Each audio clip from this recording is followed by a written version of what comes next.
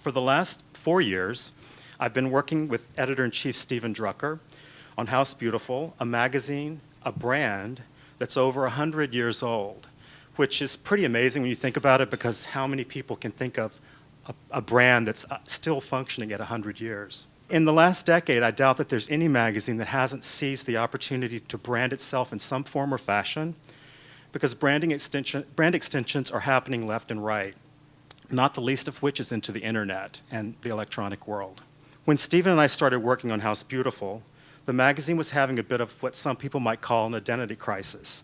There had been a number of editorial changes, in particular several editor-in-chiefs with varying visions for the magazine over a very short period of time. And you had a magazine with an amazing history, but one that needed a focus or a position that would reinforce everything that it had been and could be in the future.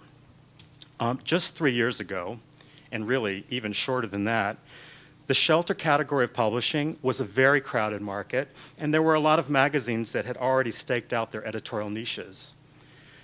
This is going to sound a little obvious now, but our first goal was to define and create a place for the new House Beautiful without alienating our readers that we already had, but opening it to find new readers, to attract new readers. So, well, the answer was actually right in front of us, staring us in the face. The name of the magazine is House Beautiful, and I emphasize beautiful. Who doesn't like beautiful? Stephen also decided to make interior design and decorating the primary focus of the magazine, limiting other secondary topics to columns in the front of the magazine. Topics like entertaining and gardening often fill up other shelter magazines. And frankly, there are many great magazines that deal with those topics themselves. So as he points out, we're House Beautiful, and we decided to make the magazine just that, House Beautiful. Stephen also decided to focus the magazine on American interiors and make all of the features in the magazine in a Q&A format that was done directly with the designers, the authorities on the matter. The beauty, and pardon the pun, of building a brand based on beautiful is that it establishes a point of view that isn't limiting in any negative way.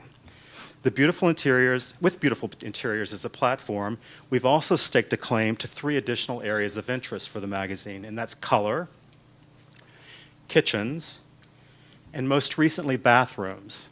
So these are sort of 3 areas that we will always make sure we have a sort of special focus going on in the magazine. Kate Kelly-Smith, our publisher, also worked with Stephen and the magazine's marketing team to further illustrate the brand of House Beautiful with something we called our brand book. This is a cover, which is built around the belief that everybody has a beautiful room in them. Beautiful is the key, the word that has always defined the magazine, no matter what decade in time or geographic place. Beautiful is and never will be out of fashion.